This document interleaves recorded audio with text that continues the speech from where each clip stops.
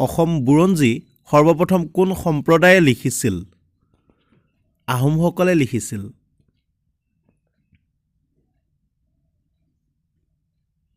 অসমৰ ক'ত আয়ুৰ্বেদিক চিকিৎসা মহাবিদ্যালয় আছে? গুৱাহাটীত।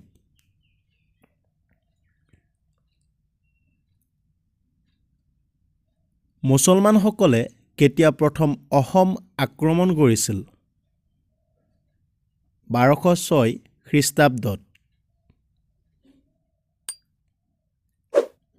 অসমৰ পঢ়াশালী আৰু আদালতত কেতিয়াৰ পৰা অসমীয়া ভাষাৰ প্ৰচলন কৰা হৈছিল? 1871 চনত।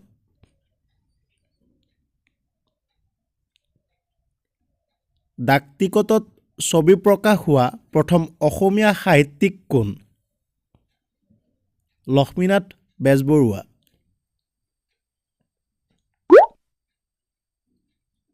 প্ৰথম অসমীয়া সাহিত্যিক পেঞ্চনাৰ কোন আছিল? পদ্মনাথ গোহাঞিবৰুৱা।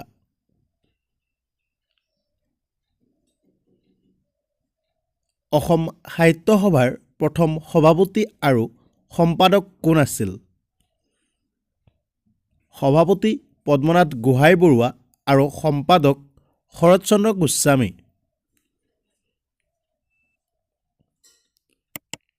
কীৰ্তন ঘোষা সৰ্বপ্ৰথম ছপা কৰা ব্যক্তিজনৰ নাম কি আছিল? হৰিবিলাস আগৰৱালা।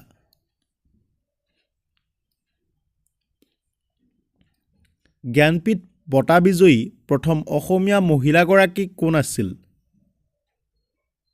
মামণি ৰয়ছম গোস্বামী।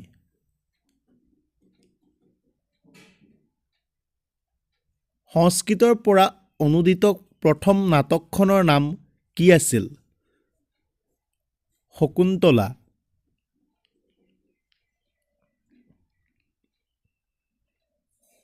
পবিত্ৰ অসম গ্ৰন্থখনৰ লিখক কোন? মহেশ্বৰ নেওগ।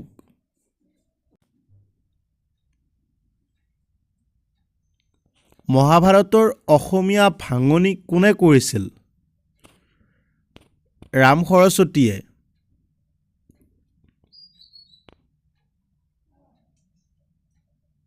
ভূপেন হাজৰিকাই সম্পাদনা কৰা ইংৰাজী কাকতখনৰ নাম কি? New India.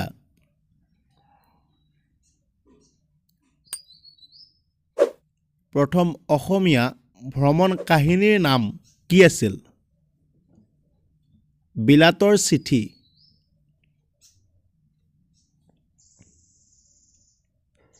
চিৰাজ নাটখনৰ নাট্যকাৰ কোন? ফণী শৰ্মা।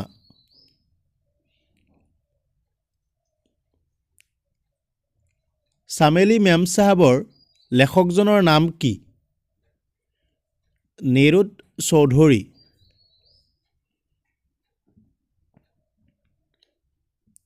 প্ৰথম অসমীয়া মহিলা সাহিত্যিক পেঞ্চনাৰ কোন আছিল? নলিনীবালা দেৱী।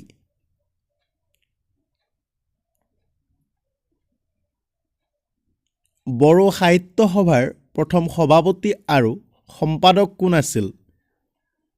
সভাপতি জয় হাগজেৰ আৰু সম্পাদক সোণাৰাম থাউচেন। অসমৰ জাতীয় সংগীতটো প্ৰথমে কোনখন আলোচনীত প্ৰকাশ পাইছিল? বাঁহী আলোচনীত।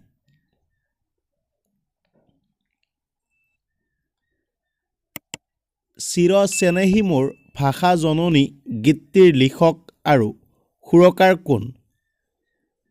লিখক মিত্ৰদেৱ মহন্ত আৰু সুৰকাৰ দৰ্পনাথ শৰ্মা। ধন্যবাদ দৰ্শকসকল, ভিডিঅ'টো সম্পূৰ্ণ শেষলৈকে চোৱাৰ বাবে। ভিডিঅ'টো কেনেকুৱা পালে অনুগ্ৰহ কৰি মতামত আগবঢ়াই আৰু অধিক ভিডিঅ' বনাত আমাক উৎসাহিত কৰে যেন। ধন্যবাদ।